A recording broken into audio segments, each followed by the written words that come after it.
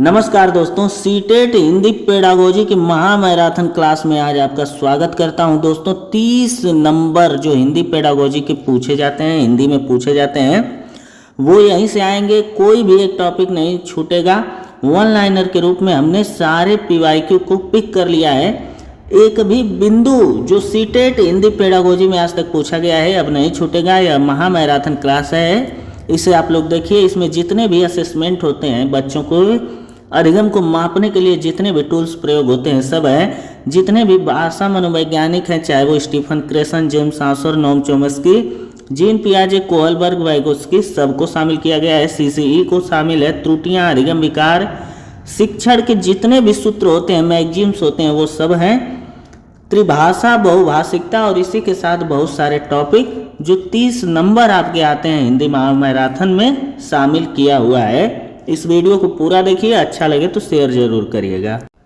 इस वीडियो की शुरुआत हम सीटेट एग्जाम में पूछे जाने वाले जो भाषा के मनोवैज्ञानिक हैं उनसे बहुत सारे प्रश्न आते हैं, यानी मेन टॉपिक से ही कर रहे हैं। इसको देखिए भाई, 30 प्रश्न आपके पक्के हैं। वन लाइनर मैराथन है, इसको पूरा ध्यान से देखिए। स्टीफन क्रेसन के बारे में सबसे पहले हम पढ़ेंगे। 5 हाइपोथेसिस इन्होंने दिया था भाषा सीखने के बारे में, जिसमें से 2 ज़्यादातर पूछा जाता है। एक हाइपोथेसिस पूछा जाता है कि जब भी आप बच्चे को भाषा पढ़ाएं तो भाषा को एक लेवल ऊपर लें। और इसी के साथ एक बात उन्होंने और इसी 5 में से कही जो सबसे ज़्यादा पूछी जाती है, अफेक्टिव फिल्टर के बारे में। उनका कहना था कि यदि आप कोई भाषा सीखना चाहते हैं तो वहाँ से चिंता, डर, निराशा, इन सबको त्यागना होगा, तभी आप किसी भी प्रकार की भाषा को सीख पाएंगे। यानी 2 बातें इनकी अच्छे से याद रखिएगा जो पूछी जाती हैं। और इसी के साथ पूछा जाता है कि कितनी हाइपोथेसिस इन्होंने दिया था भाषा सीखने के लिए, तो 5 हाइपोथेसिस स्टीफन क्रेसन जी ने दिया था। इसके बाद उन्होंने क्या कहा, भाषा सीखने से नहीं बल्कि अर्जित करने से स्वाभाविक रूप से आती है। यानी अगर आपको भाषा सीखनी हो तो सुनना सीखिए, मोबाइल में उस भाषा को लगा लीजिए और उसे सुनना सीखिए। जितना ज़्यादा सुनेंगे उतना ही अर्जित करेंगे। बच्चा भाषा को सुनकर सीखता है। आप देखेंगे 1-2 वर्ष का बच्चा भाषा बोल लेता है। क्यों बोल लेता है? क्योंकि वो सुन करके स्वाभाविक रूप से सीखता है। इसके बाद देखिए, व्याकरण रटने से नहीं आती, व्याकरण समझना पड़ता है। और व्याकरण को भाषा समझने के लिए कोई ज़रूरी साधन नहीं भी माना जाता है। कोई ज़रूरी नहीं है कि आपको व्याकरण आए तभी आपको भाषा आएगी। हम भाषाओं को बोलते हैं, भाषा हिंदी भाषा को बोलते हैं, क्या हम व्याकरण जानते हैं? तो आप कहेंगे नहीं, भाषा से पहले व्याकरण नहीं आई है। ध्यान रखिएगा, सबसे पहले भाषा आई है और उसके बाद व्याकरण बना है। भाषा का व्याकरण भाषा के बोले जाने के बाद लिखा गया है। डर, दबाव, परीक्षा का तनाव भाषा सीखने में बाधा उत्पन्न करता है। यानी अफेक्टिव फिल्टर जो अभी हमने बताया उसको आपको हटाना पड़ेगा, तभी आप भाषाओं को सीख पाएंगे। शिक्षक ऐसा वातावरण तैयार करे जहां बच्चे निडर होकर के भाषा को सीख सके, यह कहना था स्टीफन क्रेसन जी का। और बार बार यह पूछा गया है, बार बार पूछा गया है। यही लाइनें सीधे सीधे उनकी परीक्षा में दे दी जाती हैं। अब जो एक मोस्ट इम्पॉर्टेंट आपको उनके बारे में याद रखना है कि सही इनपुट भाषा के बारे में प्रदान करें। बच्चे को एक लेवल आगे की भाषा दें। यानी बच्चा अगर यहाँ तक सीख गया है तो अगले दिन यदि आप होमवर्क या कोई काम दें तो थोड़ा सा उसका लेवल अप कर दें। जैसे जब बच्चा मिलावट पढ़ रहा होता है छोटी क्लास में, तो मिलावट जब आ जाए तो उसमें आ की मात्रा जोड़ दीजिए। जब आ की मात्रा आए तो उसे छोटी ई वाली मात्रा सिखाइए, फिर बड़ी ई वाली मात्रा सिखाइए। यानी एक लेवल उसका बढ़ाते रहिए, तभी वो भाषा को अच्छे से सीख पाएगा। अब इसके बाद उनका मेन पॉइंट क्या था, किस पर वो बल देते थे? उनका मेन पॉइंट था कि भाषा का अधिगम प्राकृतिक रूप से कराइए, यानी सुनकर के सीखने का प्रयास करिए। भाषा यदि आप सीखना चाहते हैं तो अर्थपूर्ण और तनाव मुक्त वातावरण में अधिगम अच्छे से होता है, भाषा अच्छे से तैयार होती है। तो ये मानना था स्टीफन क्रेसन जी का। एक मनोवैज्ञानिक हमने कंप्लीट कर लिया। इसके बाद देखिए, एक और मनोवैज्ञानिक है जेम्स आउसर। इनसे बहुत सारा प्रश्न पूछा जाता है। पिछले वर्ष ही इनसे प्रश्न आया था। साथ ही साथ यह हिंदी अंग्रेजी दोनों जगहों पे ये जो भाषा के मनोवैज्ञानिक है वो कहाँ कहाँ आपके काम आएंगे? वो काम आएंगे सीडीपी में, वो काम आएंगे आपके हिंदी पेडागोजी में, साथ ही साथ आपके संस्कृत में भी काम आएंगे। और संस्कृत के बाद यदि आप देखा जाए तो अंग्रेजी में भी आप पूछे जाते हैं। यानी यह वन नॉन स्टॉप सॉल्यूशन है। नॉन स्टॉप इसलिए क्योंकि बहुत पढ़ना तो एक बार है और पूछा जाएगा 4 जगह, तो 4 जगह पूछा जाएगा। मान लीजिए किसी में जेम्स आसर को पूछ दिया, किसी में आपको कोहलबर्ग को पूछ दिया, कहीं पर आपसे वाइगोत्स्की जी को पूछ दिया, तो इससे आपको और अच्छा फील होगा ना। एक ही लेक्चर आप देखे हैं और 4 जगहों पे वो काम आ रहा है, तो इसको पूरा देखिए। इसके बाद देखिएगा भाषा पहले समझी जाती है। किसका कहना था? जेम्स आसर का, कि भाषा को पहले समझना पड़ता है, फिर शरीर से क्रिया करनी पड़ती है और बाद में भाषा को बोलना पड़ता है। इसी को उन्होंने कहा था TPR। इसी को उन्होंने TPR किससे जुड़ा है ये पूछा गया है। अभी पिछला जो लेक्चर हमने अपलोड किया है, अभी इस चैनल पे जाएंगे, अभी कल का अपलोड है, उसमें हमने TPR के बारे में ही बताया है। टोटल फिजिकल रिस्पॉन्स, यानी जब जब आप भाषा को बोलें या पढ़ने की कोशिश करें तो उसके साथ अपने शरीर की कुछ क्रियाएं भी करते रहें। अपने हाव भाव, भाषा के हाथ हिलाते रहें, हाव भाव भौहें पे प्रयोग करते रहें। यानी गुस्से वाली बात है तो उसको उसी तरीके से बोलिए, हंसी वाली बात है तो चेहरे पे वो भाव लाइए। इसी को उन्होंने टोटल फिजिकल रिस्पॉन्स कहा है। अब आगे देखते हैं कि पहले सुनना। जेम्स आसर जी का कहना था कि पहले सुनिए, फिर करना सीखिए और फिर बोलना आएगा। बच्चे को तुरंत बोलने के लिए मजबूर मत करिए, यह कहना है जेम्स आसर का। ध्यान से समझ लीजिए, इसे आप लिख लीजिए। अगर लिख नहीं पा रहे हैं तो आप एक काम करिए कि इसे सुनिए, केवल इस लेक्चर को सुनिए। यह सभी लोगों के मोबाइल में होना चाहिए, 1 लाइनर है, तो यह सभी लोगों के पास होना चाहिए। तो बच्चे को तुरंत बोलने के लिए मजबूर नहीं किया जा सकता। भाषा सीखना गतिविधि करना होता है और खेल खेल में भाषा अच्छे से आती है, यह कहना था जेम्स आसर का। माँ की भाषा, जैसे जिसे आप मातृभाषा कहते हैं, मातृभाषा, ठीक है, तो माँ की भाषा जैसे बच्चा सीखता है वैसा ही तरीका सबसे अच्छा माना जाता है भाषा को सीखने का। यानी सुन करके सीखना, भाषा को अर्जित करना, यह दोनों लोगों ने कहा है। यहाँ पर देखिए मेन पॉइंट जो हमने लिखा भी है, TPR यानी भाषा अधिगम शारीरिक क्रियाओं के माध्यम से प्रभावी होता है। जैसे बोलें वैसे क्रियाएं करें, जैसे आप बोलें वो उसी प्रकार के हाव भाव और क्रियाएं आपके हाथों की होनी चाहिए। आगे देखते हैं हम लोग, संयुक्त निष्कर्ष क्या है। सभी मनोवैज्ञानिक 2 निष्कर्षों पे पहुंचते हैं। सभी के मतलब जितने भी हैं, Noam Chomsky, gene पियाजे, Kohlberg, James आसर और इसी के साथ स्टीफन क्रेसन जी, एक बात सभी लोग मानते हैं, और वो क्या मानते हैं वो हमने यहाँ पर लिखा है। ये सभी मनोवैज्ञानिक कहते हैं कि भाषा सीखना जो है प्राकृतिक प्रक्रिया है। यानी आप प्राकृतिक रूप से अगर कोई भाषा सीखना चाहते हैं तो सुनते रहिए, ठीक। बोलने से पहले सुनना जरूरी है। यानी कोई भाषा अगर आप बोलना चाहते हैं तो उस भाषा को सुनना सीखिए, क्योंकि सुन सुन करके जब आप सीखेंगे तो वो अर्जन आपके अंदर अच्छे से हो गया होगा, फिट हो गया होगा आपके स्कीमा में, और आप बोल पाएंगे। भाषा सीखना है तो डर से मुक्त होइए, गतिविधि करिए, यानी TPR करिए, वातावरण अपने आसपास का तैयार करिए, या फिर उसी एरिया में चले जाइए, एक सस्ता सा रूम बुक करिए और उसी एरिया में चले जाइए। अंग्रेजी सीखना है तो हमारे केरल में कहा जाता है, बोली जाती है ठीक ठाक, वहाँ चले जाइए। पूर्वोत्तर में चले जाइए या फिर इंग्लैंड भी आप जा सकते हैं, और 2 माह उन्हीं के बीच में रहिए, आप अच्छे से भाषा सीख जाएंगे। शिक्षक को नियम नहीं बताना चाहिए, अनुभव देना चाहिए। भाषा सीखने के क्या अनुभव और क्या तरीके होते हैं, अनुभवों के बारे में बात करनी चाहिए। यानी अनुभवों से भाषा अच्छे से तैयार होती है। तो ये मानना था सभी मनोवैज्ञानिक इन 4 बातों को अच्छे से मानते हैं। इसे आप स्क्रीनशॉट लीजिए या लिख लीजिए।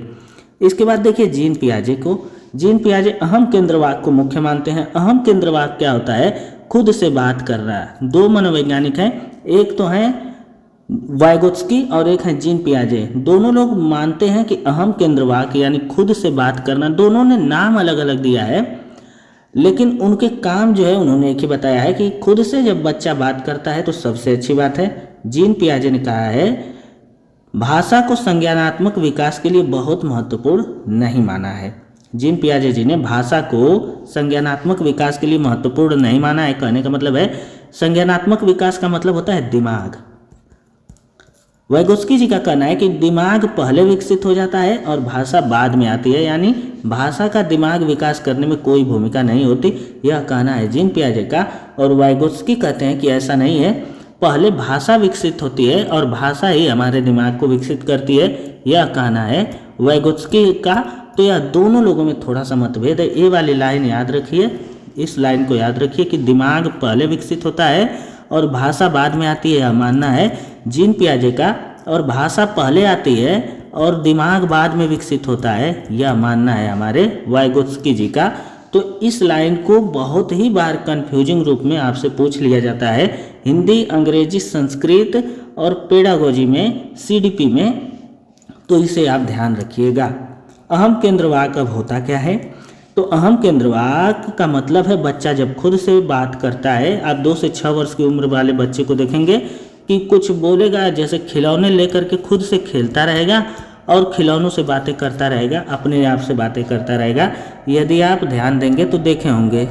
अब देखिए जीन पियाजे जी क्या मानना है कि भाषा पहले आती है या दिमाग पहले आता है? तो जीन पियाजे कहते हैं कि विचार पहले आता है, यानी दिमाग पहले विकसित होता है और उसके बाद भाषा आती है, उसके बाद भाषा आती है। यह मानना है जीन पियाजे का। ये लाइन जो 2 हमने बताया था, ये वेरी वेरी मोस्ट इम्पॉर्टेंट है, इसे आप याद रखिए, तैयार कर लीजिए। जीन पियाजे ने कहा है कि विचार से भाषा आती है और विचार भाषा को सुनिश्चित भी करता है, यानी भाषा को हम कैसे सीखेंगे और किस प्रकार से बोलेंगे यह तय करता है हमारा विचार। लेकिन वाइगोत्स्की जी ठीक इसका उल्टा कहते हैं। तो लीजिए आ गए हैं वाइगोत्स्की। उनका कहना है कि बालक को यदि भाषा सिखाना है तो परिवेश में, यानी पर्यावरण में, समाज में छोड़ दीजिए। समाज में जाएगा, लोगों से बात करेगा, इंटरेक्शन करेगा, अंतःक्रिया करेगा, बातचीत करेगा, तो उसकी भाषा अच्छे से विकसित हो जाएगी। यह मानना है यह मानना है लेव वाइगोत्स्की का। इनके अनुसार निजी भाषा, प्राइवेट स्पीच जो होती है, बालक के संज्ञानात्मक विकास में सहयोग करती है। अभी अभी जीन पियाजे जी को हमने अहम केंद्र रूप में देखा। उन्होंने भी कहा था कि बच्चा जब खुद से बात करता है तो उसका सीखने का लेवल जो होता है वो बढ़ जाता है। और वाइगोत्स्की कहते हैं कि अगर निजी भाषा बच्चा खुद से बात करता है तो उसके संज्ञानात्मक यानी दिमाग के विकास में भाषा सहायता करती है। तो दोनों लोग थोड़ा सा अलग बातें करते हैं जो हर साल पूछा जाता है। दोनों बातें हमने बता दी हैं, अब आपके ऊपर है कि आप उसे सीख पाते हैं, समझ पाते हैं या नहीं, अब आपके ऊपर है। इसके बाद लेव वाइगोत्स्की कहते हैं कि मानव का सर्वश्रेष्ठ यंत्र है। भाषा जो है या समाज मानव का सर्वश्रेष्ठ अंग है, जिसके द्वारा हम ज्ञान का निर्माण करते हैं और समझ सकते हैं और समझा सकते हैं। तो लैंग्वेज इज टूल है, यानी भाषा जो है मानव का सर्वश्रेष्ठ यंत्र है। लेव वाइगोत्स्की के सिद्धांत का नाम क्या है? तो सामाजिक सांस्कृतिक सिद्धांत, इसे याद कर लीजिएगा, यह कई बार पेपर में पूछा गया है। इसके बाद देखिए अंतरीकरण क्या है। अंतरीकरण क्या है कि बालक बाहरी वातावरण के अवलोकन को अपने भीतर आत्मसात करके सीखता है। यह संज्ञानात्मक विकास व भाषा दोनों के विकास में सहायता करता है। तो यह कभी कभी पूछा गया है, इसे याद रखिएगा। यह ज़्यादातर सिद्धांतों में पूछा गया है, ये उतना इम्पोर्टेंट है नहीं, 1-2 बार पूछा गया है। लेव वाइगोत्स्की के सिद्धांत में भाषा के 3 महत्वपूर्ण पक्ष बताए गए हैं। 3 महत्वपूर्ण, ये 100 बार पूछा जा चुका है। अब बात मानिए, इसे अभी अभी याद कर लीजिए। सामाजिक वाक क्या होता है? सोशल स्पीच 2 वर्ष की उम्र में बच्चा करता है। इंटरेक्शन, जब दूसरों से बातचीत करे तो इसी को कहा जाता है सामाजिक वाक, जिससे बच्चे का संज्ञानात्मक विकास तेजी से होता है। अब निजी वाक क्या होती है? जब खुद से बात करे। देखिए दोनों मनोवैज्ञानिक 2 से लेकर 6 वर्ष की उम्र माने हैं जीन पियाजे और 3 से लेकर 6 वर्ष की उम्र माने हैं लेव वाइगोत्स्की। इसका मतलब कि बहुत ही इंपॉर्टेंट है। दोनों मनोवैज्ञानिक एक ही बारे में बात करते हैं कि भाषा कैसे विकसित होती है। अब देखिए आंतरिक मौन क्या है? आंतरिक मौन साइलेंट इनर स्पीच, अपने अंतर मन से बात करना, अपने अंतर मन से बात करना, खुद से बात करना, ये दोनों बातें लगभग एक ही हैं। तो इसे आप अच्छे से तैयार कर लीजिए। भाषा और विचार के बारे में क्या कहते हैं वाइगोत्स्की? तो वाइगोत्स्की के अनुसार शुरुआती सालों में भाषा और विचार एक दूसरे से स्वतंत्र होते हैं और समय के साथ मिल जाते हैं। यानी शुरू में भाषा अलग होती है, भाषा को बच्चा नहीं जानता और उसका विचार अलग होता है, जो उसके मन में चलता है वो दोनों को नहीं जान पाता, लेकिन धीरे धीरे वो एक दूसरे को समझ पाता है। इसे कैसे आप ले सकते हैं? जैसे मम्मी होती हैं, माँ होती हैं, जब उसके पास बार बार जाती हैं तो बच्चा देखता है माँ को, केवल उनका चित्र देखता है, उन्हें देखता है, ठीक है। लेकिन जैसे माँ उसको हाथ में उठाती तो बहुत से लोग बोलते हैं माँ के पास जाओगे, मम्मी के पास जाओगे, तो बच्चा धीरे धीरे उस चेहरे से, माँ के चेहरे से इस शब्द को जोड़ लेता है कि माँ बोलते ही ये वाला जो चेहरा है उसको हमें समझना है कि माँ का मतलब ये वाला चेहरा है, यानी दोनों को आपस में यह जोड़ पा रहा है। इसको बहुत इंपॉर्टेंट वाइगोत्स्की जी मानते हैं। अब आगे देखिए, एक प्रश्न भी हमने लिया है, बीच बीच में प्रश्न भी आता रहेगा, तो इसे आप समझिए।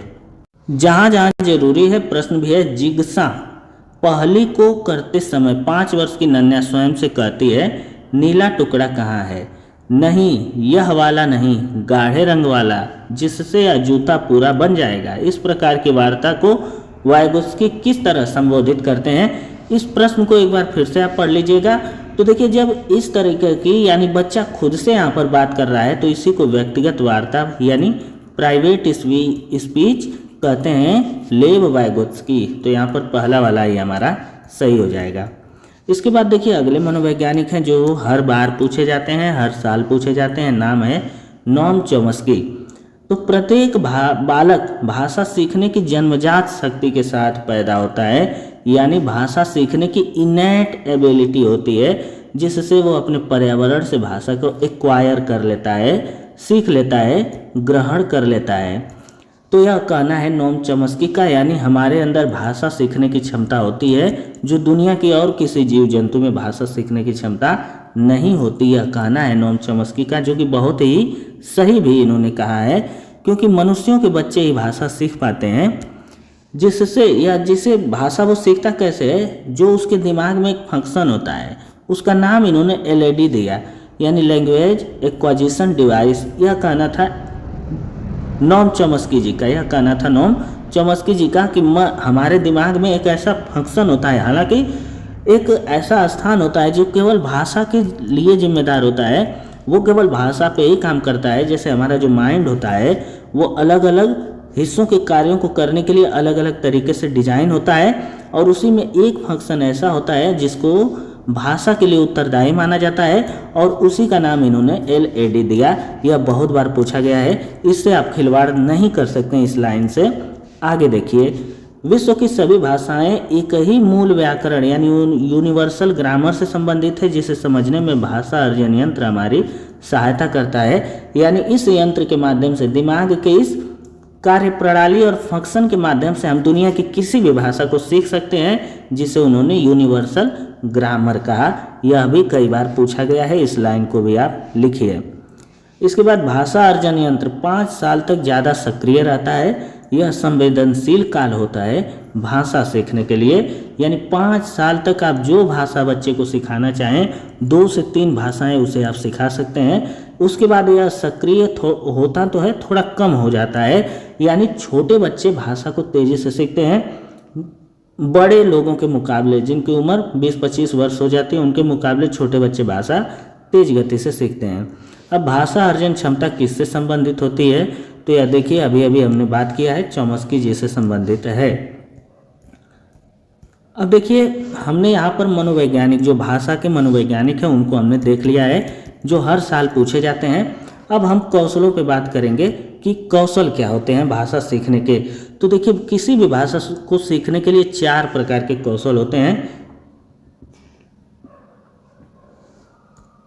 तो ये 4 कौशल होते हैं, और 4 कौशलों में सुनना, बोलना, पढ़ना और लिखना हमारा शामिल होता है। सुनना सबसे पहले होता है, दूसरे नंबर पे हमारा बोलना होता है, क्योंकि हम सुन सुन करके बोलना सीखते हैं, और बोल बोल करके पढ़ना सीखते हैं, और सबसे अंत में हम लिखना सीखते हैं। पूछा गया है स्टेट में कि सबसे ज़्यादा जटिल कौशल कौन सा है, तो लिखना कौशल सबसे ज़्यादा जटिल माना जाता है। इसी के साथ एक और बात इससे पूछी जाती है कि बोलना और लिखना, ध्यान से समझिएगा, बोलना और लिखना यह उत्पादनात्मक कौशल हैं, प्रोडक्टिव कौशल हैं, उत्पादनात्मक। ध्यान से समझिएगा, क्योंकि इसमें जब आप कुछ बोलते हैं तो कुछ उत्पादन होता है, और पढ़ना और सुनना यह दोनों जो है ग्रहणात्मक हैं, यानी ग्रहण करते हैं, आप कुछ अपने अंदर उतारते हैं। तो इस बात को भी ध्यान रखिएगा। और लिखना सबसे जटिल होता है। यह महामैराथन बहुत ही अच्छी है भाई, इसे पूरा देखिएगा। अब इसके बाद देखिएगा भाषा के मनोवैज्ञानिक क्रम। भाषा के मुख्य 4 कौशल होते हैं, सुनना, बोलना, पढ़ना, लिखना, एकीकृत और अंतः संबंधित होते हैं। 4 कौशल आपस में संबंधित होते हैं, इस बात का ध्यान रखिएगा। सुनना और पढ़ना ग्रहणात्मक है, यानी आप कुछ ग्रहण करते हैं। जब कुछ सुनते हैं तो अपने अंदर कुछ उतारते हैं, और जब कुछ बोलते हैं और कुछ लिखते हैं तो अभिव्यक्ति करते हैं, यानी अपने अंदर से कुछ आप बाहर निकालते हैं। भाषा कौशल को सुबोपाली यानी सुबोपाली कहा जाता है। यह थोड़ा इसका शॉर्ट ट्रिक है जो सभी लोग बताते हैं, सभी चैनल पे आपने पढ़ा होगा, तो इसलिए हमने भी इसे लिख दिया है कि यह जो है अलग अलग नहीं सीखे जाते हैं, सुबोपाली क्रम में सीखे जाते हैं, परंतु केवल इसी क्रम में सीखे जाते हैं ऐसा नहीं है, यानी इसको आप आगे पीछे कर सकते हैं। सुनना बोलना पढ़ने से पहले आप लिखना भी सिखा सकते हैं, केवल यही चेंज होता है, बाकी चेंज नहीं होता। इसके बाद देखिए एक एक करके देख लीजिए कि सुनना क्या है। बच्चों को सुनने का मौका देंगे तो वो सक्रिय रूप से सुनेगा। बच्चों से शब्दों का उच्चारण करवाइए। कहानी और कविता सुनाना यानी सुनना में शामिल है, एक आप सुनाएंगे, आप शिक्षक हैं तो सुनाएंगे, और उसके बाद बच्चा सुनेगा तो सीखेगा। ठीक है, कविता कहानी पढ़ के आप शिक्षक हैं तो सुनाइए। अगला है बोलना। बोलना में क्या होता है, कविता का पाठ करिए, संवाद करिए, मौखिक प्रश्न पूछिए, या बच्चों से किसी भी विषय पर टिप्पणी करने के लिए कहिए। आप शिक्षक हैं तो बोलने का कौशल इस प्रकार से आप सिखा सकते हैं कि कविता बोल दीजिए, कि पढ़ो, संवाद करो, एक दूसरे से अच्छी बातें करो, मौखिक प्रश्न उनसे बुलवाइए, और बच्चों से किसी भी विषय पर बातचीत करने के लिए, टिप्पणी करने के लिए कहिए। अब पढ़ने में यदि आप शिक्षक हैं तो क्या करिए, पढ़ने के कौशल को वाचन भी कहा जाता है, वाचन कौशल भी इसे कहा जाता है, बहुत बार पूछा गया है। तो पढ़ना दो प्रकार से होता है, पढ़ने का दो टाइप होता है, बाकी कौशल का कोई प्रकार नहीं है। पढ़ने का दो प्रकार होता है, एक साइलेंट यानी मौन पठन, मौन पठन होता है, एक होता है लाउड रीडिंग यानी बोल बोल के पढ़ना, जोर जोर से पढ़ना। मौन पठन में धीरे धीरे हुए का मतलब आवाज आप नहीं करते हैं, अपने दिमाग में पढ़ते हैं, उसको मौन पठन कहा जाता है। छोटे बच्चों से लाउड रीडिंग कराई जाती है, और जैसे आप सीटेट वगैरह की तैयारी करते हैं, लाइब्रेरी में होते हैं, तो आप मौन पठन करते हैं, आप बोल नहीं सकते, वही है मौन पठन। तो पढ़ने के दो प्रकार होते हैं। मौन पठन से क्या होता है, तो मौन पठन से बच्चे का ध्यान बेहतर होता है, बच्चे का उच्चारण अच्छा होता है, ऐसा नहीं है बच्चे का उच्चारण अच्छा नहीं होगा, तेजी से वो पढ़ सकेगा। ठीक है, हालांकि उच्चारण पे भी ध्यान जाता है, लेकिन उतना उच्चारण पे हम बिलीव नहीं कर सकते मौन पठन से, बाकी ये दोनों कौशल होते हैं। अब देखिए सस्वर पठन से क्या होता है, सस्वर यानी बोल बोल के पढ़ने से क्या होता है, तो जब आप बोल बोल के पढ़ते हैं तो सुनने और बोलने के कौशल बेहतर होते हैं, ज़्यादा विषय आप पढ़ेंगे। सस्वर पठन से रस भी आता है और इससे उच्चारण भी अच्छा होता है। ठीक, तो उच्चारण को आप इसी में जोड़िएगा, उसे हटा दीजिएगा, उच्चारण भी अच्छा होता है, क्योंकि बोलने में आप समझ सकते हैं कि आवाज़ आएगी, और आवाज़ आएगी तो आप सही तरीके से उच्चारण करके बोलना सीखेंगे। इसके बाद देखिए लिखना क्या होता है। अध्यापिका बच्चे को ये वर्तनी यानी स्पेलिंग की अशुद्धियों को ठीक कराने के लिए श्रुत लेख का प्रयोग किया जाता है। अब ये श्रुत लेख क्या होता है, बहुत बार पूछा गया है। सुनकर लिखना शामिल होता है लिखने में, और ये सुनकर लिखना में क्या होता है, आलेख बोला जाता है। आलेख और सुलेख जब स्कूल में बोला जाता है, जिसमें शिक्षक बोलता है और बच्चे उसे लिखते हैं, वही है श्रुत लेख। इससे क्या होता है कि उसकी वर्तनी अच्छी होती है, और शुद्धता बच्चे में ज़्यादा आती है कि हम शब्दों को लिखें कैसे। अब लेखन के कुछ प्रकार होते हैं, तो लेखन के 3 प्रकार देखिए यहाँ पर दिया हुआ है, सुलेख, श्रुतलेख, अनुलेख। सुलेख में आता है सुंदर लेख। श्रुतलेख यानी वर्तनी की अशुद्धियों को दूर करने के लिए प्रयोग किया जाता है। शिक्षक इसमें आलेख बोलता है और बच्चे उसे सुन करके लिखते हैं, ये होता है श्रुतलेख। अनुलेख क्या होता है, अक्षरों का अनुरेखण यानी ट्रेस करना अनुलेख होता है, देख करके लिखना, जैसे जैसे शिक्षक लिख रहा है वैसे करना। अब देखिए यह तीनों आपस में जुड़े होते हैं, यह जो तीनों होते हैं ना, ये आपस में जुड़े होते हैं, यह किसी क्रम से सीखे जाते हैं ऐसा नहीं है, एक साथ में सीखे जाते हैं। ठीक, तो इसे आप ध्यान रखिएगा, ये पूछा गया है। अब भाषाई विकार आते हैं, देखिए बहुत ही इम्पोर्टेंट बातें आ गई हैं। भाषाई विकार, भाषाई विकार में सारी भाषाई विकारों को पढ़ेंगे, डिसलेक्सिया, डिसग्राफिया, डिसअफेजिया, डिसमॉर्फिया, स्टर्मिंग, ये सब कुछ हम इसमें देखेंगे भाषाई विकार में। जिससे बच्चे में भाषा की डिसेबिलिटी आ जाती है और भाषा को बच्चा अच्छे से सीख नहीं पाता है। तो चलिए हम लोग शुरू करते हैं भाषाई विकार को। देखिए, सबसे पहला भाषाई विकार जो कि कोई बहुत ही बड़ी समस्या नहीं माना जाता है, उसको हकलाना बोलते हैं। जैसे अब आपने गाँव में देखा होगा कि छोटा बच्चा क्या, बड़े बड़े लोग हो जाते हैं, 30-40 की उम्र हो जाती है तब तक वो हकलाते हैं और कैसे बोलते हैं कि मैं जा रहा हूँ, तो तुम जाओगे, ऐसे करके वो बोलते हैं ना, तो इसको हकलाना कहते हैं। इसको स्टैमरिंग बोलते हैं। इसको शब्द प्रवाह में बाधा माना जाता है, अच्छे से शब्दों को बच्चा बोल नहीं पाता है। यानी जब हकलाता है बच्चा तो शब्दों की पुनरावृत्ति होती है, यानी बार बार उन्हें दोहराता है। चिंता में यह बढ़ता जाता है, चिंता में हकलाना जो है वो बढ़ता जाता है, डर में यह बढ़ता जाता है। किसी के सामने जब बात करने की बातें आती हैं तो यह बढ़ जाता है। कोई उत्तर देने की बात आए, टीचर कुछ पूछ दें या लड़की वाले देखने आ जाएं तो भी यह बढ़ जाता है, यानी चिंता में यह बढ़ता है। लेकिन चिंता की कोई बात नहीं है, यह कोई मानसिक रोग नहीं है, यह कोई मानसिक रोग नहीं है। यह आराम से जीवन में आगे बढ़ते जैसे जाएंगे आप, समय बीतता जाएगा। लोगों से बात करने में जैसे जैसे आपका डर कम होगा वैसे वैसे आपकी स्टैमरिंग यानी हकलाना जो होगी वो कम होता जाएगा। इसके बाद देखिए अफेजिया क्या होता है। तो अफेजिया याद रखिएगा, यह चोट लगने के कारण होता है, यह कोई मानसिक बीमारी नहीं है। अगर चोट लग जाए आपके दिमाग में और ख़ास करके दिमाग के उस हिस्से में चोट लग जाए जो भाषा के लिए जिम्मेदार होता है, तो वहाँ पर आपको अफेजिया से जूझना पड़ सकता है। यानी मस्तिष्क आघात के बाद अफेजिया आ सकती है और उसके बाद आपकी भाषा क्षमता खो जाएगी, घट जाएगी या पूरी तरीके से नष्ट भी हो सकती है। तो यह रही आपकी अफेजिया। अफेजिया के कारण जो होता है ना, वो सुनने, समझने और बात करने में भाषा उपयोग की समस्याएं आ जाती हैं। उसके बाद डिसलेक्सिया यानी पढ़ने की अक्षमता, जानते होंगे। डिस्ग्राफिया यानी लिखने में गलती करना, जो बच्चे गंदी कापियाँ लिखते हैं, लिखावट उनकी गलत होती है, अक्षर अस्पष्ट होते हैं, वो डिस्ग्राफिया है। बार बार आप पढ़ते होंगे। डिस्कैलकुलिया जो होता है वो सवाल, गणित, जो जोड़, घटाना, गुणा, भाग होता है उनमें गलतियां करता है।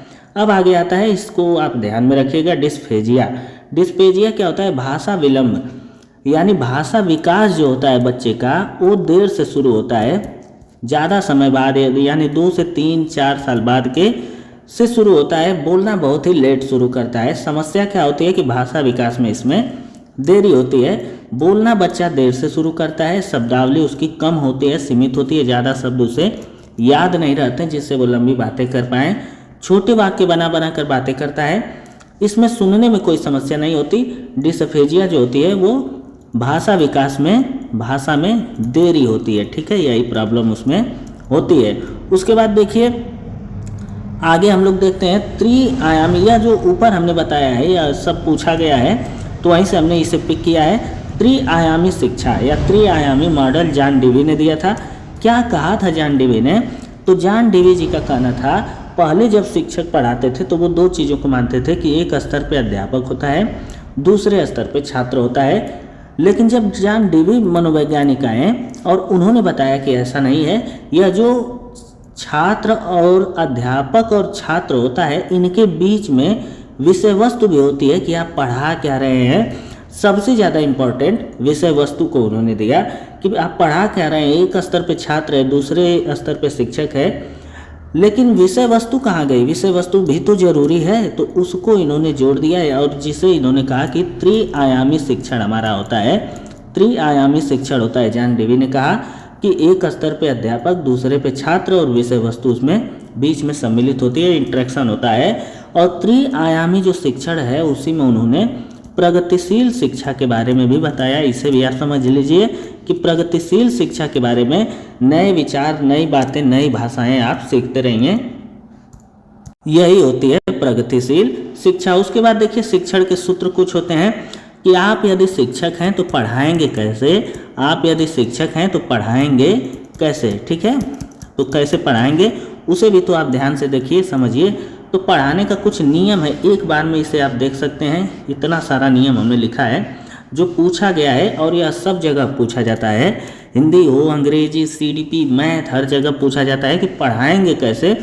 तो पढ़ाने का तरीका है ज्ञात से अज्ञात की ओर। ज्ञात मतलब बच्चा जो जानता है, और बच्चा जो नहीं जानता, जो जानता है उससे शुरू करेंगे और जो नहीं जानता वहाँ तक पहुँचा देंगे। उसके बाद मूर्त से अमूर्त की तरफ पढ़ाइए। मूर्त मतलब जो चीज़ें वो छू सके वो दिखाकर पढ़ाइए, और उसके बाद उसे अमूर्त की तरफ ले जाइए, जो चीज़ें वो ना छू सके। जैसे पहले आप 3 डायमेंशनल फिगर पढ़ाइए। 3 डायमेंशनल मान लीजिए मेंसुरेशन आप बता रहे हैं, तो उसमें वर्ग, आयत सब प्लास्टिक का बना हुआ आता है। वर्ग, आयत, त्रिभुज, चतुर्भुज, रेक्टेंगल, जितना भी होता है सब आता है बना बनाया, उसको दिखाइए। अमूर्त होता है इलेक्ट्रिक, इलेक्ट्रिक जो होता है अमूर्त होता है। या फिर अलजेब्रा के फार्मूले क्या होते हैं, अमूर्त होते हैं। अलजेब्रा को आपको सोचना पड़ेगा, तो इस तरफ ले जाइए, बच्चा आसानी से समझ जाएगा। उसके बाद सरल से जटिल की ओर ले जाइए। पहले सरल फिर कठिन चीज़ें बताइए, ठोस बताइए पहले, फिर अमूर्त की तरफ ले जाइए। सबसे पहले विशिष्ट चीज़ें बताइए। विशिष्ट मतलब जिसे वो समझ सके, और उसके बाद सामान्य चीज़ें बताइए। सामान्य जो होती है ना, ये बहुत ही सूक्ष्म होती हैं। आपको लगेगा कि सामान्य पहले बताइए, तो ऐसा नहीं है। विशिष्ट जो है उसे हम छू सकते हैं, देख सकते हैं या समझ सकते हैं, पहले से जानते हैं। लेकिन सामान्य जो होता है, ये छोटी छोटी बातें होती हैं जिसे लोग समझ नहीं पाते, उधर की तरफ ले जाइए। इसके बाद देखिए, सबसे पहले मनोवैज्ञानिकता से तार्किक की ओर ले जाइए। विश्लेषण से संश्लेषण, यानी विश्लेषण क्या होता है, जानकारी को विश्लेषित करिए, जानकारी को समझने का प्रयास करिए, विश्लेषण करके तोड़ तोड़ के। और उसके बाद संश्लेषण मतलब जोड़ जोड़ के समझने का प्रयास करिए। क्रिया से सिद्धांत की ओर, अनुभव से पुस्तक की ओर, आगमन से निगमन की ओर ले जाइए। आगमन होता है पहले उदाहरण दीजिए और फिर नियम के बारे में बात करिए। तो इस तरीके से उन्होंने बताया है इसे। उसके बाद देखिए, शिक्षण सहायक सामग्री। शिक्षण सहायक सामग्री यानी teaching learning material. Teaching learning material क्या क्या होते हैं उसे आप देखिए, बहुत ही बार शिक्षण में पूछा गया है। तो जो TLM होता है, टीचिंग लर्निंग मटेरियल, उसमें बहुत कुछ आता है। जैसे दृश्य सामग्री, तो चार्ट आता है, जिसे दृश्य मतलब देख करके, ठीक है, जिसे आप देख करके पढ़ें। श्रव्य सामग्री, जिसे आप सुन करके पढ़ें, जिसे आप सुनकर पढ़ें। दृश्य श्रव्य, जिसे देख और सुन सकें, देख भी सकें और सुन भी सकें, जैसे टीवी वगैरह। क्रिया सहायक सामग्री, क्रिया मतलब जो करके, लर्निंग बाय डूइंग, लर्निंग। तो सामग्री जो होती है वो फील्ड ट्रिप यानी घूमने के लिए लेकर चले जाइए, तो ये सब शामिल होता है। अब शिक्षण सहायक सामग्री का प्रयोग कैसे होता है, तो शिक्षण सहायक सामग्री का प्रयोग शिक्षण की को और ज़्यादा रुचिकर बनाने के लिए, प्रभावी बनाने के लिए, स्वाभाविक भागीदारिता सक्रिय करने के लिए किया जाता है। सक्रिय करने के लिए किया जाता है। अब देखिए, यहाँ पर दिया हुआ है क्वेश्चन। प्राथमिक स्तर की पाठ्य पुस्तक में कार्टून, भाषण, विज्ञापन आदि बच्चों के भाषा की क्षमताओं के विकास में सहायक होते हैं, सहायता करते हैं। आगे देखिए कि प्राथमिक स्तर पर भाषा सीखने में भाषा संबंधी कौन सा संसाधन सर्वाधिक महत्वपूर्ण है।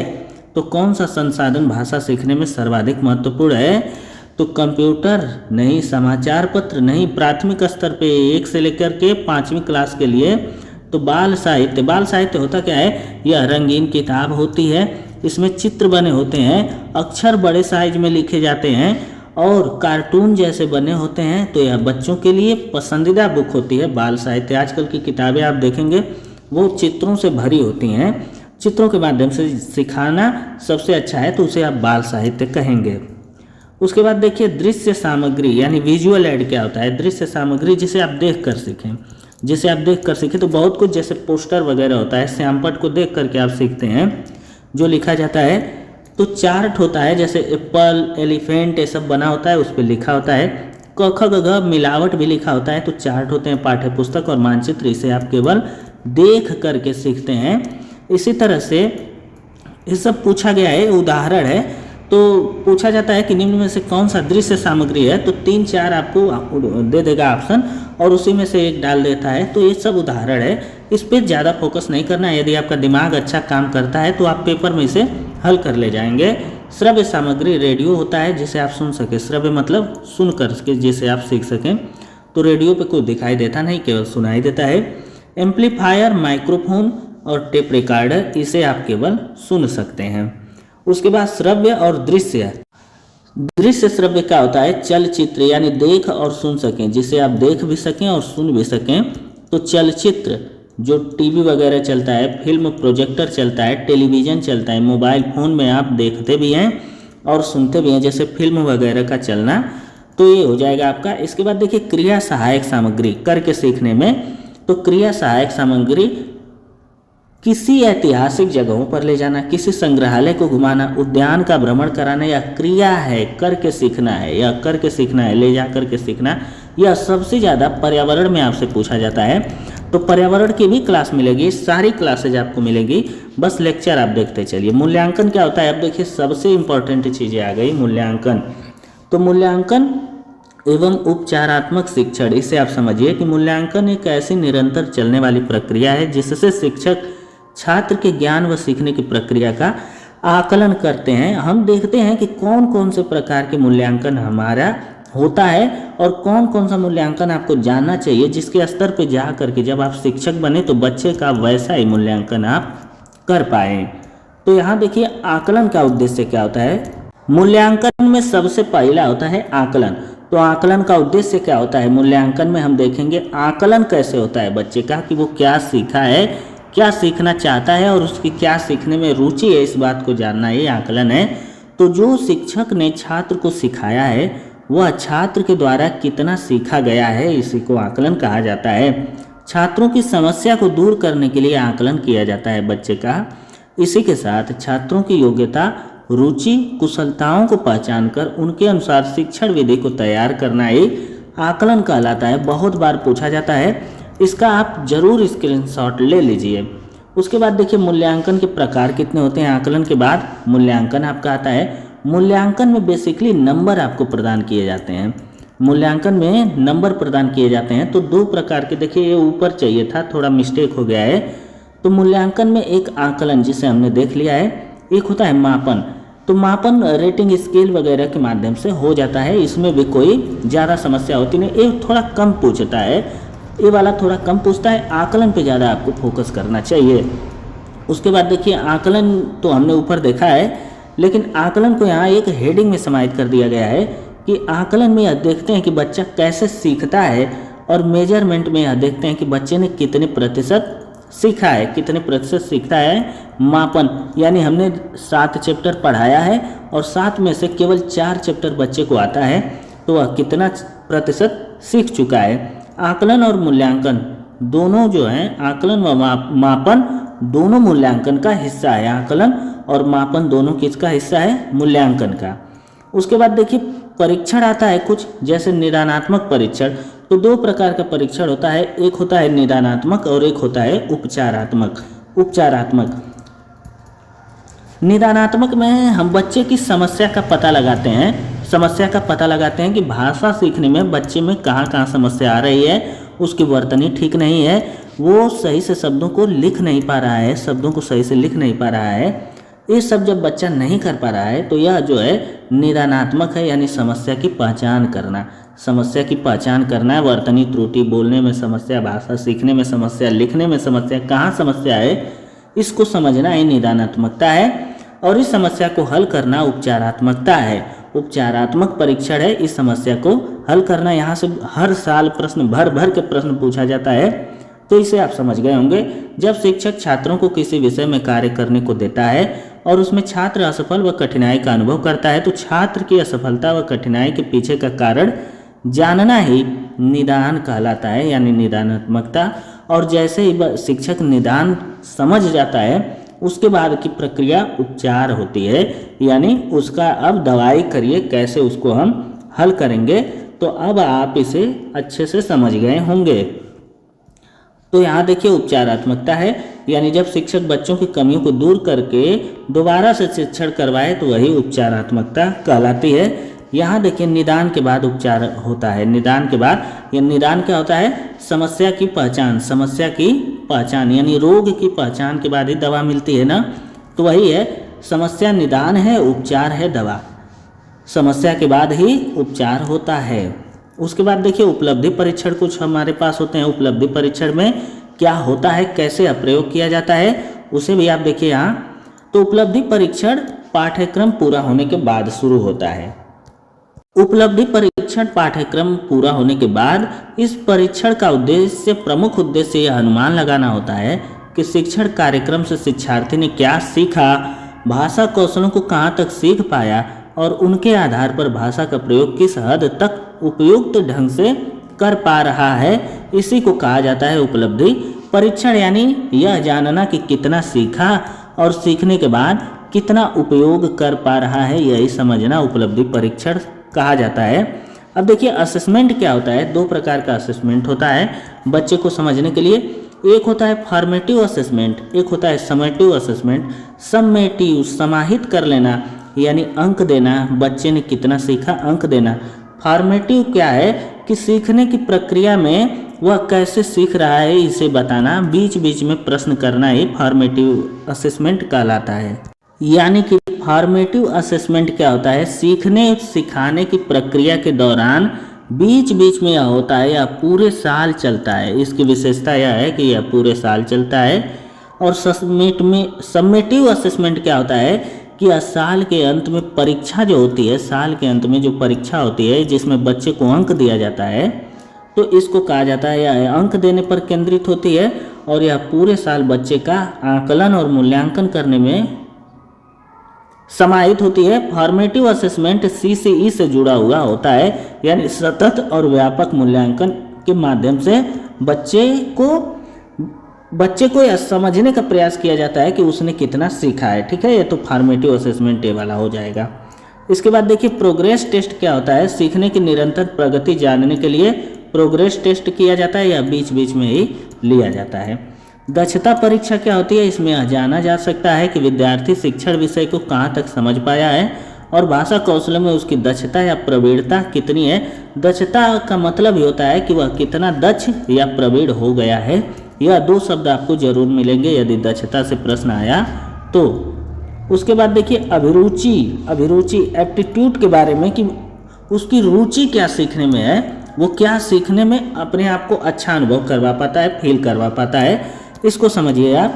अभिरुचि परीक्षा, इससे अब पता चलता है कि शिक्षार्थी भाषा सीखने के लिए उपयुक्त अभिरुचि रखता है या नहीं, उसके अंदर मोटिवेशन है कि नहीं भाषा सीखने के लिए, इसी को कहा जाता है। यह भी अनुमान लगाया जा सकता है कि शिक्षार्थी अपेक्षित शिक्षण में सफल हो पाएगा कि नहीं। अभिरुचि उसकी अगर रहेगी तो वो सफल हो जाएगा, अभिरुचि नहीं है तो बच्चा असफल हो जाएगा। शिक्षक पहले से यह बात जान जाता है और उसे उसी हिसाब का ट्रीटमेंट देता है, उसी हिसाब से उसे पढ़ाता भी है। इसके लिए यह आवश्यक नहीं कि शिक्षार्थी को लक्ष्य विषय का पूर्व ज्ञान हो, किंतु दक्षता परीक्षा के लिए लक्ष्य विषय का ज्ञान होना आवश्यक है। कहने का तात्पर्य है कि बच्चा यदि भाषा के रूप में हिंदी सीखने आया तो उसे पहले से हिंदी पूर्व ज्ञान के रूप में उसे हिंदी पता हो, यह जरूरी नहीं है। उसे नहीं आ रहा है तो भी जरूरी नहीं है, लेकिन यदि उसका एग्जाम हो रहा है, परीक्षा हो रही है, तो उसे यह विषय आना चाहिए, तब तक उसे सीख लेना चाहिए। और इसी बीच में जो मूल्यांकन होता है कि बच्चा सीख पाएगा कि नहीं, वो अभिरुचि के रूप में होता है कि उसका मोटिवेशन है कि नहीं, इंटरेस्ट है कि नहीं। इसके बाद देखिए मुख्य लक्ष्य क्या होता है हमारा। अगर हम भाषा सीखना चाहते हैं तो हमारा लक्ष्य क्या होना चाहिए, प्राइमरी स्किल क्या होना चाहिए। सबसे पहले हमें सुनना आना चाहिए, फिर बोलना भी आना चाहिए, यह हमारी प्राइमरी स्किल होती है।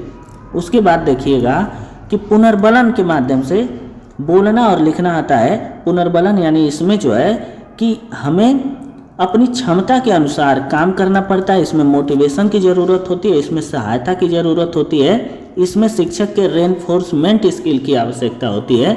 बोलने में और लिखने में दोनों हमें कोई ना कोई सिखाता है। सुनना सीखना नहीं पड़ता, पढ़ना जो होता है सीखना तो होता है, लेकिन रिसेप्टिव है या प्रोडक्टिव है। ठीक है, यहाँ पर रेनफोर्समेंट आपको देना पड़ेगा, यहाँ पर आपकी क्षमता जो है कि बढ़ाई जानी चाहिए और शिक्षक के माध्यम से ऐसा करना संभव होता है।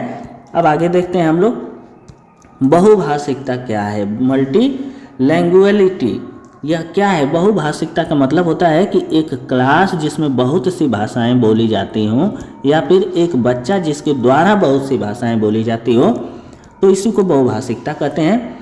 NCF क्या कहता है कि बहुभाषिकता को संसाधन NCF मानता है। बहुभाषिकता का मतलब है एक ही कक्षा में कई भाषा बोलने वाले बच्चे हों, एक ही क्लास हो, और जैसे कोई दिल्ली में जब क्लास चलती है तो वहाँ देश भर के बच्चे होते हैं, तो वो क्लास कैसी होती है, बहुभाषिक क्लास होती है।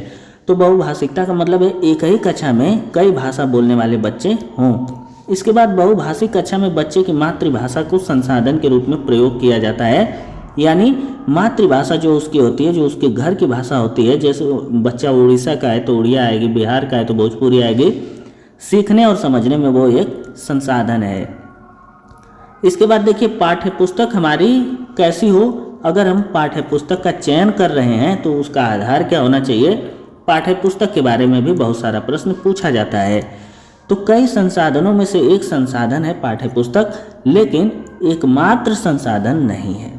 कई संसाधन हमारे पास होते हैं, कुर्सी, table, bench, audio, video, lingual, दृश्य, श्रव्य सामग्री, ये सब तो सीखने के संसाधन ही है। उसी में से एक संसाधन है पुस्तक, लेकिन यह एकमात्र नहीं है, केवल इसी से काम चलने वाला नहीं है। उसके बाद है यह रंग बिरंगी होनी चाहिए, आसान भाषा में होनी चाहिए, बोलचाल की भाषा में होनी चाहिए, यह व्यवहारिक ज्ञान देती हो, दिन प्रतिदिन का ज्ञान बच्चों को देती हो और बच्चे के स्तर के अनुरूप होनी चाहिए। ठीक है। अब इसके बाद देखिए त्रिभाषा सूत्र के बारे में कोठारी आयोग क्या कहता है। तो यह 1964 में बना आयोग, जो कि 1966 में अपनी रिपोर्ट देता है। 3 वर्षों के बाद लगभग 2.5 से 3 साल लगते हैं। तो कोठारी आयोग ने त्रिभाषा सूत्र के बारे में बताया। कोठारी आयोग द्वारा त्रिभाषा सूत्र की संकल्पना दी गई। तो पहली भाषा क्या होनी चाहिए बच्चे की, तो पहली भाषा होनी चाहिए मातृभाषा या क्षेत्रीय भाषा। तो मातृभाषा उसकी हिंदी हो सकती है, अंग्रेजी हो सकती है, अगर नागालैंड मिजोरम में पैदा हुआ तो मिजो भाषा में ही हो सकती है। इसी के साथ उड़िया, असमिया, ये सब क्या है, क्षेत्रीय भाषा और उसकी मातृभाषा है, जो उसकी मदर टंग है, मम्मी से मिली हुई भाषा है। तो पहली भाषा के रूप में बच्चे को यही पढ़ाना चाहिए, यह कहता है कोठारी आयोग की पहली भाषा होनी चाहिए बच्चे की मातृभाषा। उसके बाद दूसरी भाषा क्या होनी चाहिए, दूसरी भाषा के रूप में हिंदी, दूसरी भाषा के रूप में हिंदी भाषी राज्यों में कोई भी आधुनिक भारतीय भाषा, जैसे यूपी की बात करें, बिहार की बात करें, ठीक है, और इसी तरह हरियाणा की बात करें, जहाँ पर हिंदी बोली जाती है, जहाँ जिन राज्यों में हिंदी बोली जाती है उन राज्यों में कोई भारतीय भाषा होनी चाहिए, जो दक्षिण में बोली जाती है उसको पढ़ाया जाना चाहिए। यानी द्वितीय भाषा के रूप में हिंदी भाषी राज्यों में कोई भी आधुनिक भारतीय भाषा या अंग्रेजी को, और गैर हिंदी भाषी क्षेत्रों में हिंदी भाषा को द्वितीय भाषा के रूप में पढ़ाया जाए।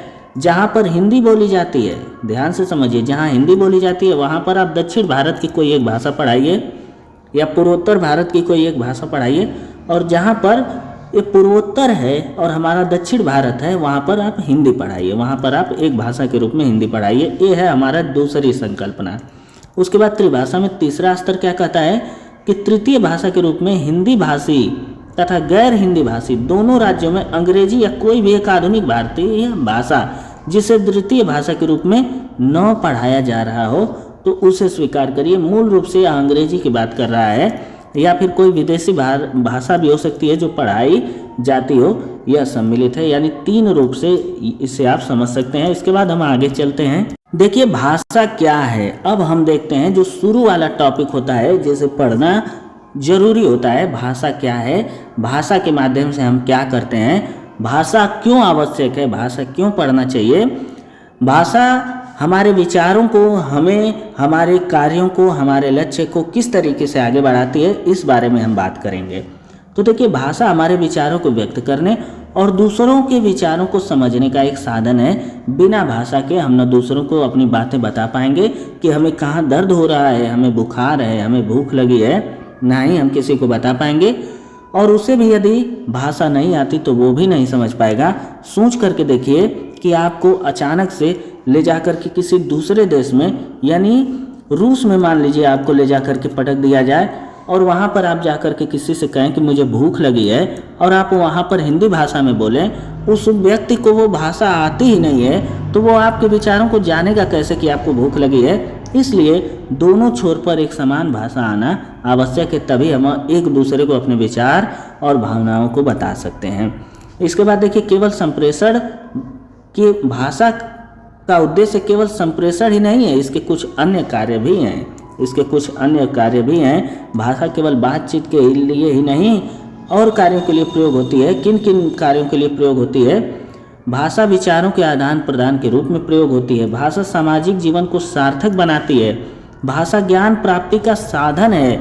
बिना भाषा का हम ज्ञान ही नहीं ग्रहण कर पाएंगे। यदि आपको एआई के बारे में पढ़ना है, आपको किसी दूसरे नृत्य के बारे में, मान लीजिए संगीत के बारे में, नृत्य के बारे में पढ़ना है, तो भी तो भाषा चाहिए। भाषा साहित्य, कला, संस्कृति, सभ्यता को विकसित करने में सहायता करती है। लिपि भाषा का लिखित रूप होता है। जैसे हमारी हिंदी भाषा की लिपि देवनागरी है, जो कई बार पूछा गया है। देवनागरी लिपि में हमारी हिंदी भाषा लिखी जाती है। भाषा और लिपि के बीच कोई संबंध नहीं होता। कोई भी भाषा किसी भी लिपि में लिखी जा सकती है। आप हिंदी भाषा कोई संबंध नहीं होता। ये लाइन तो मोस्ट इम्पॉर्टेंट है, इसे अभी याद कर लीजिए। हिंदी भाषा को आप चाहें तो रशियन भाषा में भी लिख सकते हैं, हिंदी भाषा को आप चाहें तो स्पेनिश में भी लिख सकते हैं, और हिंदी भाषा को आप चाहें तो मंदारिन में भी लिख सकते हैं, और आप चाहें तो इन सारी भाषाओं को हिंदी भाषा में भी लिख सकते हैं। उसके बाद देखिए भाषा के रूप होते हैं। भाषा के 3 रूप होते हैं, लिखित, मौखिक, सांकेतिक। जब हम लिख करके बात प्रेषित करें, जैसे पत्र वगैरह, तो लिखित है। जब हम बोल करके, मुंह से बोल करके बात को व्यक्त करें तो मौखिक है। और सांकेतिक क्या है? इशारे करना। इशारे करना आँखों से, नाक से, हाथ से, अपनी भौहों से, ये सब इशारे सांकेतिक होते हैं। उसके बाद देखिए पॉइंट है कि लिखित भाषा मौखिक भाषा की तुलना में अधिक अस्थायी होती है। यानी आप किसी को लिख करके दे दीजिए, पत्र पे लिख करके दे दीजिए इस तरीके से कि हाँ, हम ये वाला काम आपको करके देंगे, आप हमें 10,000 रुपये दे रहे हैं, हम आपको 2 महीने बाद वापस कर देंगे। ये लिखित हो गया। जब लिखित हो जाता है तो अस्थायी हो जाता है। और यदि कोई बोला हुआ देखते हैं ना, बदल जाता है। बोला हुआ बदल जाता है और लिखा हुआ बदलता नहीं है, क्योंकि आपके पास एक प्रूफ होता है। आपके पास एक प्रूफ होता है। उसके बाद देखिए भाषा अर्जन और भाषा अधिगम के बारे में। तो भाषा अर्जन हम सबसे पहले देखेंगे, उसके बाद देखेंगे भाषा अधिगम। तो देखिए ध्यान से समझिएगा, भाषा अर्जन क्या होता है। जब हम अपने पास पड़ोस परिवार से सुन करके भाषा सीखते हैं तो वो अर्जन है। और जब हम किताब कापी लेकर के स्कूल में जा कर के कोई भाषा पढ़ना या लिखना सीखते हैं तो उसको अधिगम कहा जाता है। अधिगम जो है अर्जन की तुलना में जटिल होता है। परिभाषा इसकी देख लीजिएगा यहाँ पर कि मनुष्य में जन्मजात क्षमता है। भाषा सीखने की मनुष्य में जन्मजात क्षमता है। एलईडी के माध्यम से सीखता है, अभी हमने बताया भी था। भाषा को अर्जित करने की, जिसका प्रयोग करके मनुष्य वार्तालाप करना व भाषा का सहज रूप से प्रयोग करना सीखता है बिना किसी विशेष प्रयास के, इसी भाषा को अर्जन भाषा कहा जाता है।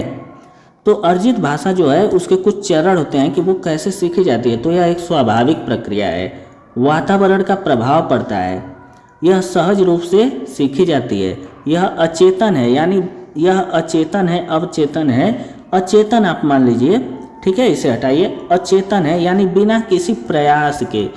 अचेतन क्या है? ऐसे ही बस आप पड़े पड़े सोए हैं तो भी सुन करके सीख लेते हैं, बिना सीखने की कोई इच्छा ही नहीं होती है तो भी आप सीख जाते हैं। क्या हमें बचपन से भाषा सीखने की कोई इच्छा थी, लेकिन हम सुन करके हिंदी भाषा बोलना सीख गए, इसी को कहा जाता है स्वाभाविक रूप से सीखना।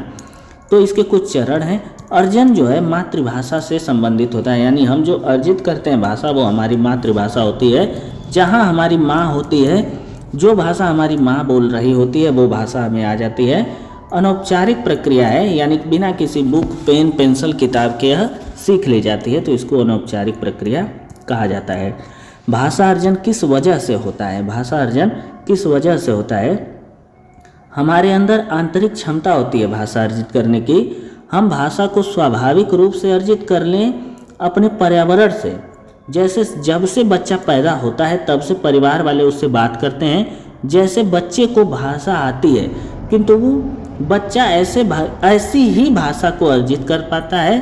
पर्यावरण से सुनकर, देखकर, बोल करके जो भाषा सीखता है वही भाषा अर्जित होती है। यानी हमारे परिवार में, पास पड़ोस में आप देखेंगे छोटा सा 2 महीने का बच्चा होता है, उसको लोग जब अपनी गोद में उठाते हैं तो उससे बात करते हैं कि बाबू खाना खाए हो, दूध पियो, मम्मी मारी हैं। ऐसा जब वाक्य लोग बोलते हैं तो बच्चा उसे सुन करके अर्जित कर लेता है। यह स्वाभाविक रूप से होता है। अब मातृभाषा क्या होती है? तो किसी भी व्यक्ति के लिए भाषा का पहला रूप, अतः बच्चे के घर में बोली जाने वाली भाषा ही मातृभाषा कहलाती है। इसके बाद देखिए परिभाषा क्या है? भाषा अर्जन एक ऐसी प्रक्रिया है जो बिल्कुल स्वाभाविक है। सामान्यतः बच्चा मातृभाषा का अर्जन परिवार से कर लेता है। स्कूल आने से पहले ही वे मातृभाषा में अपनी बात कहने व समझने में सक्षम होता है। उसके बाद देखिए भाषा अधिगम क्या होता है। अधिगम में प्रयास की आवश्यकता होती है, चेतन रूप से सीखी जाती है, नियम सीखने होते हैं, किताबें पढ़नी होती हैं, कौशल सीखने होते हैं, शिक्षकों की ज़रूरत पड़ती है अधिगम में, किताब पेन इन सब की आवश्यकता होती है अधिगम में। अतः भाषा अधिगम एक औपचारिक प्रक्रिया है, यानी इसे करना पड़ता है। इसे औपचारिक का मतलब क्या होता है, करना पड़ता है, करके आप सीखते हैं, किताब पेन पेंसिल लेकर के स्कूल में जाते हैं। अधिगम का संबंध जो है किसी दूसरी भाषा से होता है, यानी जैसे हम अपनी मातृभाषा तो बोलते ही हैं, हम अपनी मातृभाषा तो बोलते हैं, लेकिन जैसे स्कूल में जाते हैं तो हमारी एक भाषा बदल जाती है, हमारी एक भाषा जो होती है वो बदल जाती है, यानी कोई और भाषा हमें सीखना पड़ता है। यह चेतन प्रक्रिया है, यानी दिमाग को केंद्रित करके सीखा जाता है। यह प्रयासपूर्ण होता है, यानी इसमें आपको वर्तनी लिखना पड़ता है, मिलावट लिखना पड़ता है, तब आपको आएगा। यह औपचारिक माहौल में होती है, स्कूल में होगी, वहाँ शिक्षक रहेंगे, बच्चे भी बैठे होंगे, तो ये माहौल औपचारिक है। जब हम मातृभाषा सीखते हैं तो माहौल अनौपचारिक है, उसमें कोई भी आता है हमें गोद में उठाता है और हमसे बात करता है, धीरे धीरे भाषा आ जाती है। स्किनर के अनुसार भाषा अनुकरण पुनर्बलन से सीखा जाता है। स्किनर के अनुसार, स्किनर क्या कहते हैं, भाषा अनुकरण और पुनर्बलन से सीखी जाती है। या अनुकरण का मतलब किसी को देख करके उसकी बातें सुन करके हम सीखते हैं, ठीक। उसके बाद वाइगोत्स्की के अनुसार भाषा सामाजिक क्रिया द्वारा सीखी जाती है। वाइगोत्स्की कहते हैं और व्याकरण को संदर्भ में सिखाया जाना चाहिए, यह सभी मनोवैज्ञानिक कहते हैं। संदर्भ का मतलब बातचीत में, प्रयोग में कोई शब्द आपको सिखाना है तो उसका एक वाक्य हो और उसे लोग बोल बोल करके सीखें। तो ये हो गया। भाषा सीखने के लिए प्रिंट समृद्ध पर्यावरण दिया जाना चाहिए, वातावरण दिया जाना चाहिए। प्रिंट समृद्ध क्या होता है कि कोई ऐसी क्लास हो, यहाँ बैनर और पोस्टर लगे हों जिस पे भाषा के बड़े बड़े अक्षर लिखे हों और अक्षरों के साथ चित्र बने हों, तो ये सब पर्यावरण प्रिंट समृद्ध होता है। वहाँ किताबें जो हो वो काफ़ी कलरफुल हो, अच्छी किताबें हो जिससे बच्चा उठा करके सीखने में रुचि रखे। भाषा अर्जन और अधिगम में कुछ अंतर होता है, यह काफ़ी ज़्यादा पूछा जाता है। यह अंतर बहुत ही आवश्यक है, इसे आप देखिए स्क्रीनशॉट ले लेंगे तो अच्छा रहेगा। भाषा अर्जन क्या है, भाषा अधिगम क्या है। तो भाषा अर्जन अवचेतन प्रक्रिया है, बिना प्रयास के सीखी जाती है, प्रयास इसमें नहीं करना पड़ता। भाषा अधिगम चेतन है, इसमें आपको प्रयास आपको करना पड़ता है। उसके बाद देखिए भाषा अर्जन जो है स्वाभाविक है, इसमें कोई नियम वगैरह आपको सीखना नहीं होता, जबकि भाषा अधिगम में आपको पहले नियम ही पढ़ाया जाता है। भाषा अधिगम में जैसे आप स्कूल में जाते हैं और अंग्रेजी सीखने शुरू करते हैं, जैसे ही आप स्कूल में जाकर अंग्रेजी सीखना शुरू करते हैं तो उसका सबसे पहले तो आपको नियम ही बताया जाता है। भाषा अर्जन जो है अनौपचारिक है, भाषा अधिगम औपचारिक है। भाषा अर्जन मातृभाषा होता है, मातृभाषा जो होती है वो भाषा अर्जन है, और दूसरी भाषा जो अंग्रेजी हिंदी हम स्कूलों में पढ़ते हैं या फिर स्पेनिश भाषा पढ़ते हैं, अफ्रीकी भाषा पढ़ते हैं, या दूसरी भाषा होती है। इसके बाद अधिगम और अर्जन में, भाषा अर्जन और अधिगम में मुख्य अंतर क्या होता है, तो बहुत बार पूछा गया है, 100 बार पूछा गया है वातावरण का। अगर आप वातावरण अच्छा कर देंगे तो दूसरी भाषा भी अर्जित की जा सकती है, लेकिन वातावरण ही नहीं मिल पाता। इसलिए मुख्य अंतर क्या बन जाता है वातावरण का। जैसे ही बच्चा पैदा होता है तो वातावरण जो होता है अर्जन का होता है, और जब अधिगम के लिए जाता है तो वातावरण स्कूल का हो जाता है। स्कूल मैनेजमेंट उसको देखता है और दूसरी भाषा हिंदी अंग्रेजी स्पेनिश या कोई भाषा आपको पढ़ाता है। मातृभाषा हमेशा अर्जित होती है, यह भी वातावरण में आएगा। इसी के साथ बच्चा एक से अधिक भाषाएं भी अर्जित कर सकता है वातावरण से। तो ये हो गया। अब देखिए लक्ष्य भाषा, हमारी टारगेट लैंग्वेज क्या होती है, दूसरी भाषा या स्कूल की भाषा ही हमारी लक्ष्य भाषा होती है, जिसको हम सीखते हैं अपनी मातृभाषा का प्रयोग करके सीखते हैं। इसके बाद मदर टंग क्या होता है, मातृभाषा भाषा का पहला रूप हमेशा अर्जित होता है। आगे देखिए क्वेश्चन है कि बच्चे अपनी मातृभाषा का प्रयोग करते हुए हिंदी भाषा की कक्षा में अपनी बात कहते हैं, तो मातृभाषा का प्रयोग करते हुए हिंदी भाषा की कक्षा में अपनी बात कहते हैं, तो यह स्वाभाविक है, विचारणीय है या फिर निंदनीय है, या अनुचित है, तो ध्यान से देखिए ऑप्शन नंबर ए है कि अपनी मातृभाषा का जब प्रयोग कर रहा है तो यह भाषा जो है वो स्वाभाविक है, बिना प्रयास की यह भाषा आप सीखते हैं, बिना प्रयास के सीखी गई भाषा होती है। अब एनसीएफ क्या कहता है उसे देखिए। एनसीएफ भी कहता है कि बच्चे को प्राथमिक स्तर पर बच्चे की मातृभाषा का प्रयोग करने दो ताकि बच्चा स्वाभाविक और सरल प्रक्रिया से भाषा को सीख सके। बच्चे को स्वयं की अभिव्यक्ति करने देंगे अपनी मातृभाषा में तो बच्चा अच्छे से सीखेगा।